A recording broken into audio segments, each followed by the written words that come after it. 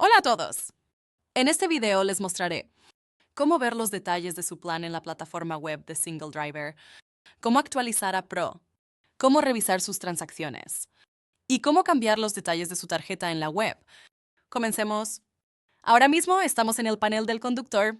Esta es la página principal que ves después de iniciar sesión, donde puedes gestionar tu cuenta y supervisar todo en un solo lugar.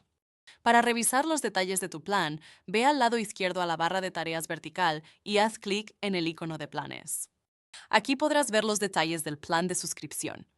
En la plataforma Single Driver, las rutas con hasta 12 paradas son completamente gratuitas. Si necesitas optimizar rutas con más de 12 paradas, tendrás que actualizar a un plan de suscripción Pro. Con Pro puedes optimizar paradas ilimitadas en cada ruta, lo cual es ideal para conductores que gestionan entregas más grandes. Estos son los planes disponibles: Premium Semanal, Premium Mensual, Premium Trimestral, Premium Annual. Puedes elegir el plan que mejor se adapte a tus necesidades de entrega y actualizar directamente desde esta sección. Puedes seleccionar cualquier plan y hacer clic en Suscribirse. En esta etapa se te pedirá que realices el pago.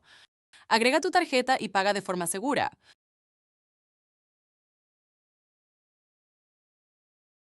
Tu suscripción se actualiza al instante y puedes continuar planificando rutas sin interrupciones.